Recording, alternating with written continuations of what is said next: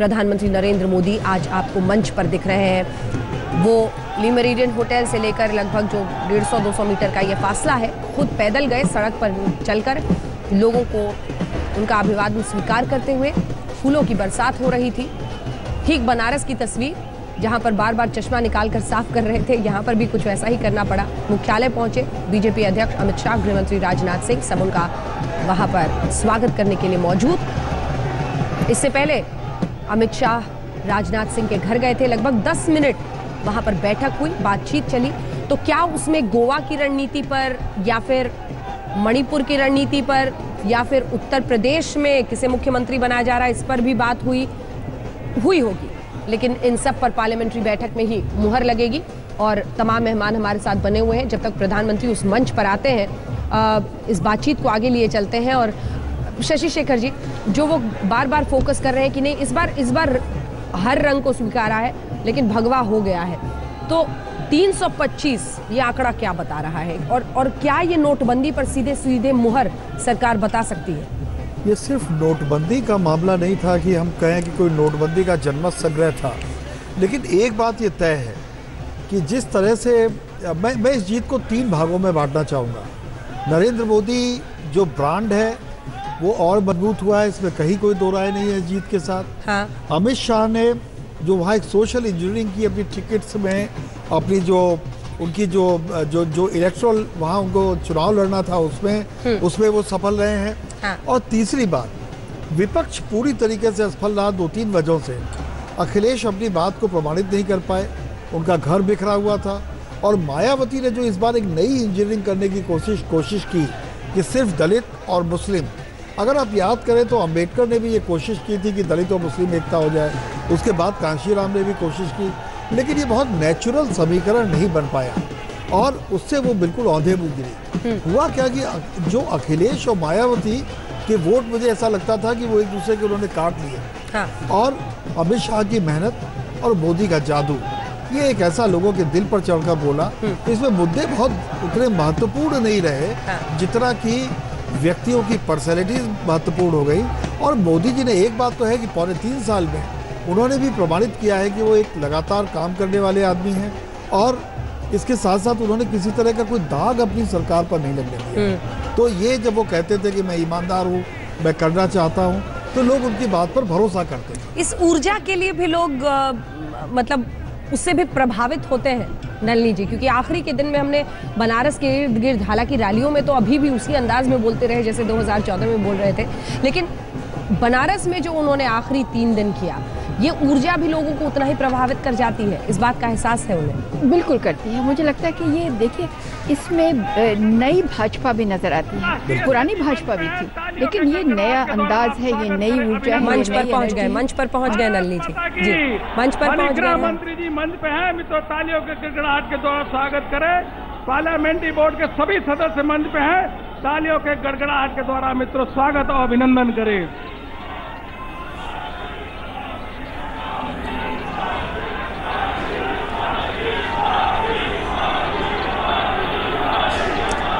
तो मोदी के नारे भी लग रहे हैं, मंच पर स्वागत भी हो रहा है। ये तस्वीरें नलिनी जी, अगर इसके बारे में आप बताएं, क्योंकि ये अपने आप में हमेशा के लिए इतिहास में दर्ज होंगी इस तरह की जीत के बाद। एक तो मैं कहूँ उनके नाम जो है ना, मोदी बहुत ही आसान है कहना। और नमो टाइप मोदी नलिनी करना चाहे तो कोई नलिनी करना चाहे तो बहुत मुश्किल पड़ेगी, वो सुनाई नहीं देगा ठीक से। इवन अंजना या शशि शेखर भी, अरे बाप रे शशि शेखर, लेकिन मोदी पर ये बहुत ही आसान है। और एक ये बात है कि देखिए, ये 3 साल में मुझे तो बहुत परिवर्तित होते नजर नहीं आए इनकी, यानी कि इनके जो काया है वो वैसी ही जैसे पहले देखी थी वैसी है। तो सब चीज़ यहाँ पे नजर आ रही है। एक इन्होंने चादर फैलाई है इस बार। हाँ। अमित शाह और नरेंद्र मोदी ने मिलकर 21 सीटें भारतीय जनता पार्टी को प्राप्त हुई है। वहीं मित्रों,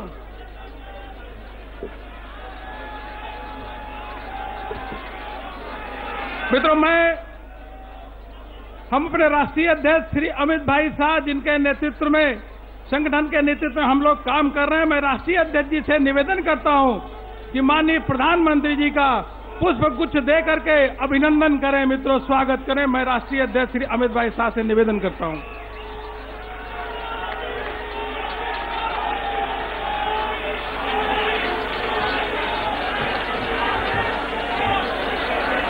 मैं संसदीय बोर्ड के सभी सदस्यों से मैं निवेदन करता हूं मित्रों कि इस ऐतिहासिक जीत के अवसर पे माननीय प्रधानमंत्री जी का सभी पार्लियामेंट्री बोर्ड के सदस्य स्वागत करें, अभिनंदन करें मित्रों।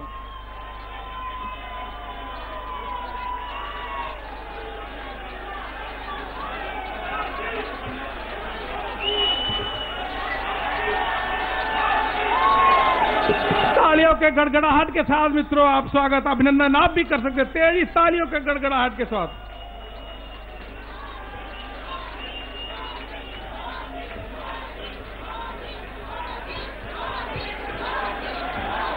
हम सबके यशस्वी अध्यक्ष माननीय अमित भाई शाह से मैं निवेदन करता हूं कि वहां कृपया आए और अपना उद्बोधन दें।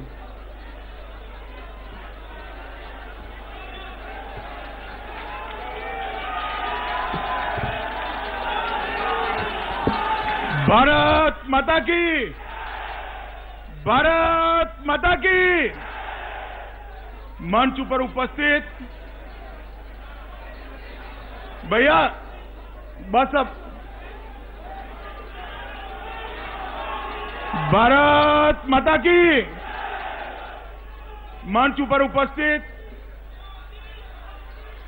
आजादी के बाद देश में गरीब कल्याण के लिए न केवल भाषण, नीचे तक अपने कर्तृत्व से गरीब कल्याण की भावना को पहुंचाने में सफल रहे सर्वाधिक लोकप्रिय प्रधानमंत्री श्रीमान नरेंद्र मोदी जी, मंच पर उपस्थित भारतीय जनता पार्टी के पार्लियामेंट्री बोर्ड के सभी सदस्यगण और आज भारतीय जनता पार्टी के मुख्यालय पर आए हुए इतनी बड़ी संख्या में आए हुए प्यारे भाइयों बहनों और कार्यकर्ता मित्रों, सबसे पहले मैं आप सभी के माध्यम से देश भर के लोगों को होली की बहुत बहुत शुभकामनाएं देना चाहता हूं मित्रों। और ये होली देश और भारतीय जनता पार्टी दोनों के लिए एक अनोखा रंग लेकर ये होली आई है मित्रों।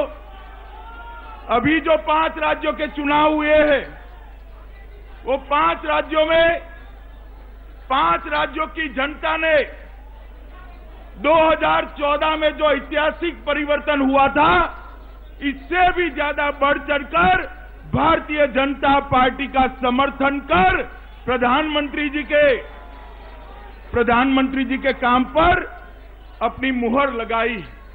मित्रों, सबसे पहले उत्तर प्रदेश एक बहुत लंबे समय के बाद उत्तर प्रदेश में 3/4 बहुमत से भारतीय जनता पार्टी की सरकार बनने जा रही है। मित्रों, उत्तर प्रदेश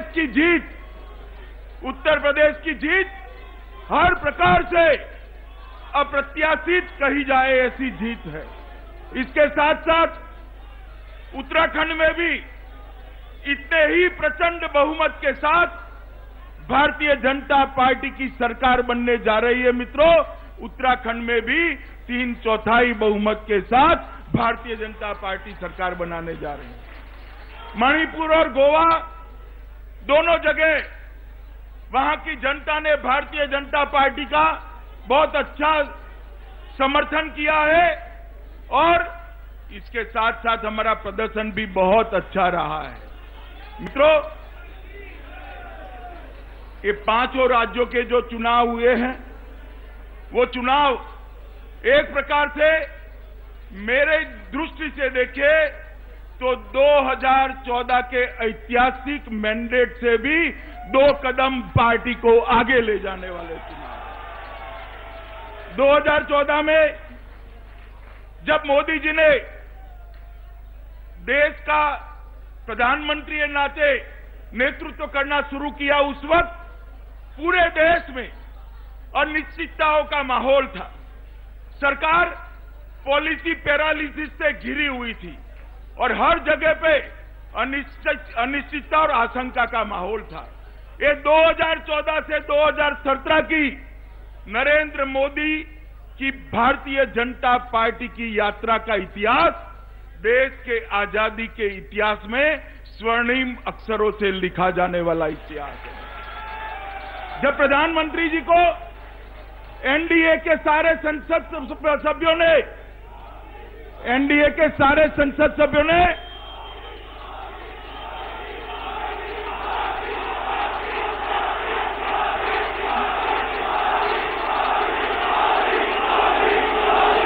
मित्रों,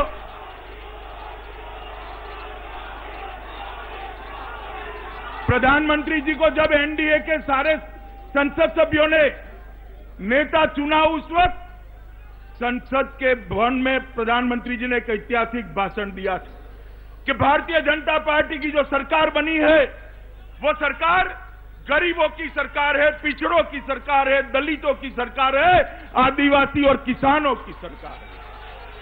और ये भाषण आज 3 साल के बाद हम कह सकते हैं कि भाषण ये महज भाषण नहीं था, उस भाषण के पीछे प्रधानमंत्री जी का कर्तृत्व और परिश्रम मिलकर ये सरकार ने सिद्ध कर बताया है। नोटबंदी के कदम से इस देश के गरीब ने अपने आप को नरेंद्र मोदी सरकार के साथ, भाजपा सरकार के साथ जुड़ा हुआ पाया है। 4 करोड़ से ज्यादा घर में शौचालय पहुंचाना, करीब 2 करोड़ गरीब माताओं के घर में गैस का चूल्हा पहुंचाना, 16,000 गांवों में आजादी के बाद बिजली नहीं पहुंची थी, वहां बिजली पहुंचाना और जन धन अकाउंट से लैस 5 करोड़ परिवारों को जन धन अकाउंट से लैस करना। ये चारों कदम ने और सुरक्षा कवच ने नरेंद्र मोदी सरकार को इस देश के गरीबों के साथ जोड़ने का काम बहुत अच्छे तरीके से किया है। ये 5 राज्यों के चुनाव प्रचार में मैं जब घुमा तब मैंने देखा है, फटेहाल कोई वृद्ध आदमी हो, कर्ज में डूबा हुआ किसान हो, या जिसको अपने भविष्य की मालूमात नहीं है, ऐसा गरीब बच्चा हो, सबकी नजर में मैंने नरेंद्र मोदी के लिए श्रद्धा और अपनी आशाओं को जोड़ा हुआ देखा। मित्रों, मुझे कहने में कोई संकोच नहीं है कि आज आजादी के बाद सर्वाधिक लोकप्रिय होने के साथ साथ पहली बार इस 125 करोड़ के देश में किसी एक राजनीतिक नेता ने गरीबों के मन में अपने भविष्य के लिए श्रद्धा पैदा की है, और ये बहुत बड़ी बात है। मित्रों, आज जब हम मोदी जी का स्वागत करने के लिए मुख्यालय में इकट्ठा हुए हैं, तब मैं आप सबको बताना चाहता हूं मित्रों कि जनता ने हम पर जो विश्वास रखा है, पार्टी पर जो विश्वास रखा है, और विशेषकर प्रधानमंत्री श्री मोदी के नेतृत्व पर जो विश्वास रखा है, भारतीय जनता पार्टी वो विश्वास में खरा उतरेगी और जन भावनाओं के अनुरूप काम करेगी। मित्रों, हम सब देश भर के कार्यकर्ता आज नरेंद्र मोदी जी के नेतृत्व से गौरव अनुभव कर रहे हैं, और साथ साथ देश के करोड़ों गरीब, करोड़ों किसान, करोड़ों मजदूर भी मोदी जी के साथ अपने आप को जोड़कर गौरव का एहसास कर रहे हैं। मित्रों, आने वाले दिनों में मैं आज कोई राजनीतिक बात करना नहीं चाहता, मगर भारतीय जनता पार्टी की जो विजय यात्रा है वो आने वाले दिनों में हिमाचल, गुजरात, कर्नाटक होते होते पश्चिम और दक्षिण के राज्य, पूर्व और दक्षिण के राज्यों में भी जाने वाली है मित्रों। और ये भारतीय जनता पार्टी का विजय रथ 2019 के चुनाव में फिर से एक बार अभी जो बहुमत है उससे भी बहुत बड़ा मैंडेट लेकर मोदी जी के नेतृत्व में रुकेगा। मित्रों, आज आप सबके माध्यम से देश भर के करोड़ों लोग मीडिया के माध्यम से ये कार्यक्रम को देख रहे हैं। मैं मोदी जी को इतना ही कहना चाहता हूं कि मोदी जी, हम सभी कार्यकर्ताओं ने ये 5 राज्यों में जहां जहां गए, जहां जहां लोगों के बीच में गए, मिले, सबके मन में आपके लिए आपके कर्तृत्व और आपके दिल में जो गरीबों के लिए अनुकंपा है, इसके कारण एक अनन्य श्रद्धा का भाव देखा है। और वो श्रद्धा देश और भारतीय जनता पार्टी के लिए बहुत बड़ी पूंजी है। मित्रों, आज भारतीय जनता पार्टी के इतिहास में एक सबसे बड़ा, राज्यों के चुनाव में सबसे बड़ा विजय भारतीय जनता पार्टी को ये 5 राज्यों की जनता ने दिया है। विशेषकर उत्तर प्रदेश और उत्तराखंड की जनता ने दिया है। हम सब साथ में मिलकर ये विजय के नायक हमारे देश के प्रधानमंत्री श्रीमान नरेंद्र मोदी का बहुत भावपूर्वक यहां पर स्वागत करने के लिए इकट्ठा हुए हैं। और मुझे मालूम है कि अभी 2 साल बाकी है, 2 साल बाकी है। 2 साल में बाकी सारा काम भी मोदी जी के नेतृत्व में समाप्त कर फिर से एक बार 2019 में बहुत बड़े बहुमत के साथ भारतीय जनता पार्टी विजयी होगी। मैं आप सबकी ओर से प्रधानमंत्री श्रीमान नरेंद्र मोदी जी को निवेदन करता हूं कि आइए 5 राज्यों की जनता और देश को संबोधित करिए। धन्यवाद।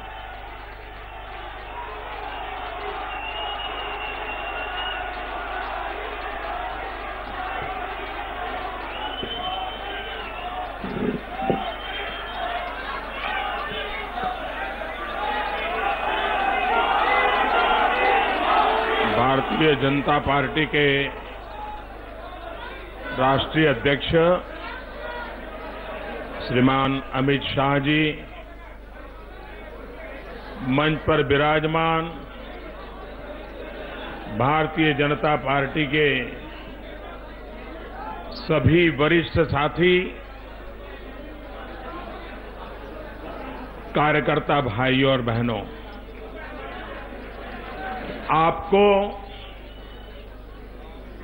और देशवासियों को होली के पावन पर्व की अनेक अनेक शुभकामनाएं।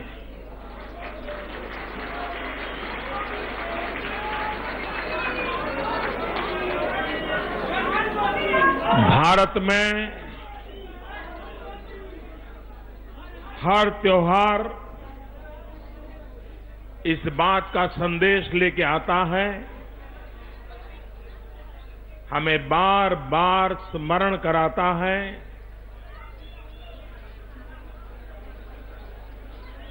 चाहे व्यक्ति के जीवन में हो,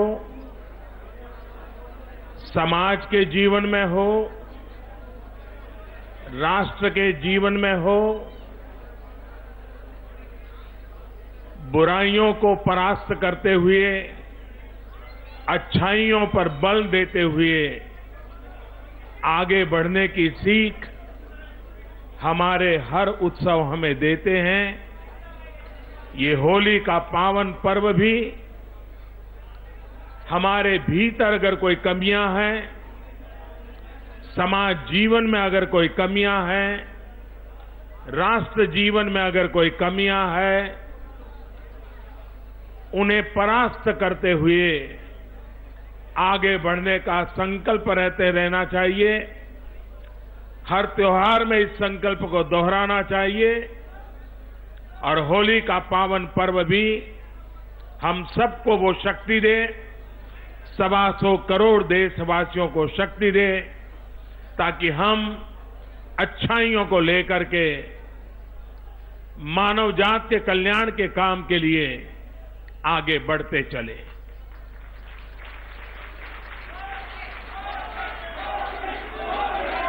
साथियों, लोकतंत्र में चुनाव सरकारें बनाने का तो काम होते ही है, लेकिन लोकतंत्र में चुनाव एक लोक शिक्षण का महापर्व होता है। लोकतंत्र के प्रति प्रतिबद्धता और अधिक गहरी होती जाए, लोकतंत्र के प्रति सामान्य मानवी का विश्वास सिर्फ मतदान तक सीमित न रहे, राष्ट्र निर्माण में उसकी भागीदारी बढ़ती चले। भारत जैसे देश के लिए बहुत आवश्यक है। जिस प्रकार से हमारे देश में मतदान का प्रतिशत बढ़ रहा है, उत्साह उमंग के साथ लोकतंत्र के इस पर्व को मनाने में राजनीतिक दलों के सिवाय भी लोग जुड़ते चले जा रहे हैं। मैं इसे लोकतंत्र की दृष्टि से एक शुभ संकेत मानता हूं। और जब कभी कभार विजय होने के अनेक कारण होते हैं, लेकिन अकल्पनीय भारी मतदान के बाद अकल्पनीय भारी विजय होता है, वो पॉलिटिकल पंडितों के लिए विचार करने के लिए मजबूर कर रहा है।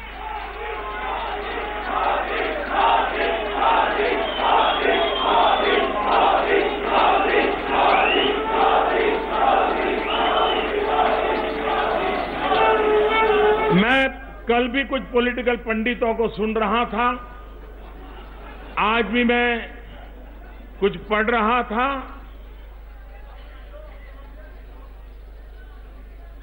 इस देश में इमोशनल इश्यूज पर, चुनावों पर वेव भी दिखाई दिए हैं, चुनाव के ऊपर उसका प्रभाव भी दिखाई दिया है। लेकिन इमोशनल इश्यूज के सिवाय विकास एक कठिन से कठिन मुद्दा होता है। चुनाव का बहुत मुश्किल मुद्दा होता है। सब राजनीतिक दल पिछले 50 साल से इन मुद्दों को लेकर के जाने से कतराते रहे हैं और कभी उपयोग भी किया है तो एक पासिंग रिमार्क के रूप में किया है। इस चुनाव का उस दृष्टि से भी मूल्यांकन होना बहुत जरूरी है कि इमोशनल इश्यू न होने के बावजूद भी इतना भारी मतदान होना, विकास के मुद्दे पर देश का गरीब से गरीब व्यक्ति भी मतदान के लिए आगे आना, एक नए हिंदुस्तान के दर्शन हो रहे हैं मुझे।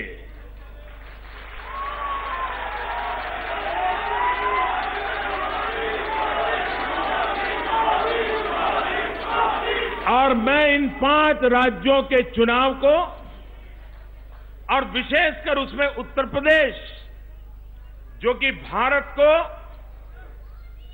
दिशा देने की, ताकत देने की, प्रेरणा देने की सर्वाधिक क्षमता रखता है, इतना बड़ा प्रदेश है, वहां जब चुनाव के नतीजे आए हैं तब इन 5 राज्यों के चुनाव को नए हिंदुस्तान की एक नई नींव के रूप में मैं देख रहा हूं।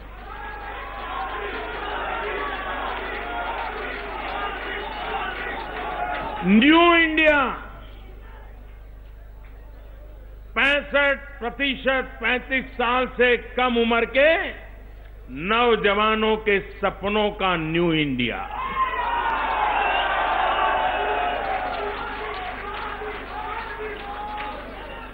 अभूतपूर्व रूप से जागरूक महिला समूहों का सपनों का न्यू इंडिया। ऐसा न्यू इंडिया जो देश के गरीबों में कुछ पाने की इच्छा के बजाय कुछ करने की इच्छा के लिए, अवसर के लिए खोज, ये अपने आप में एक बहुत बड़ा बदलाव है। देश का गरीब भी आप कुछ दे दो, आप मुझे अच्छे लगोगे, इस मानसिकता को छोड़ चुका है। गरीब कहता है मैं अपने बलबूते पर आगे जाना चाहता हूं, आप मेरे लिए अवसर उपलब्ध करा दीजिए, मेहनत मैं करूंगा।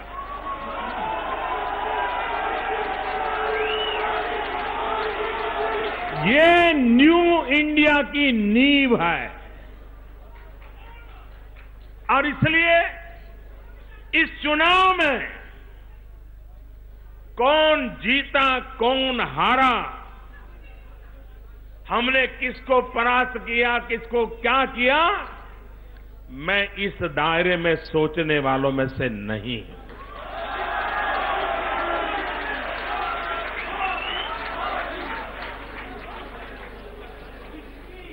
चुनाव विजय भारतीय जनता पार्टी के लिए जनता जनार्दन का एक पवित्र आदेश होता है, आदेश। और मैं आदेश पर बल देता हूं और हमें उस आदेश को पूर्ण करने के लिए ईश्वर ने हमें जितनी क्षमता दी है उसका पूरा उपयोग करते हुए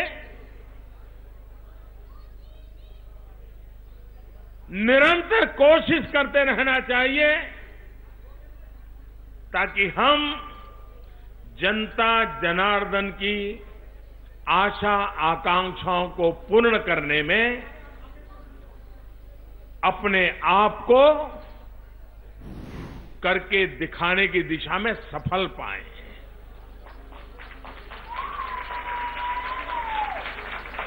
विजय पेड़ भी हमें सिखाता है, पौधे भी हमें सिखाते हैं। कोई भी पेड़ कितना भी ऊंचा क्यों न हो, लेकिन जैसे ही फल लगते हैं वो झुकने लग जाता है।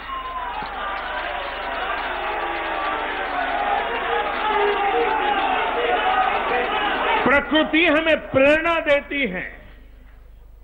आज जब भारतीय जनता पार्टी के इस वटवृक्ष पर विजय रूपी फल लगे हैं तो हम भारतीय जनता पार्टी का सबसे ज्यादा झुकने का जिम्मा बनता है।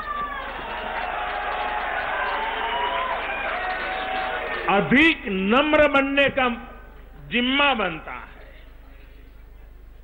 सत्ता ये पद की शोभा का हिस्सा नहीं होती है।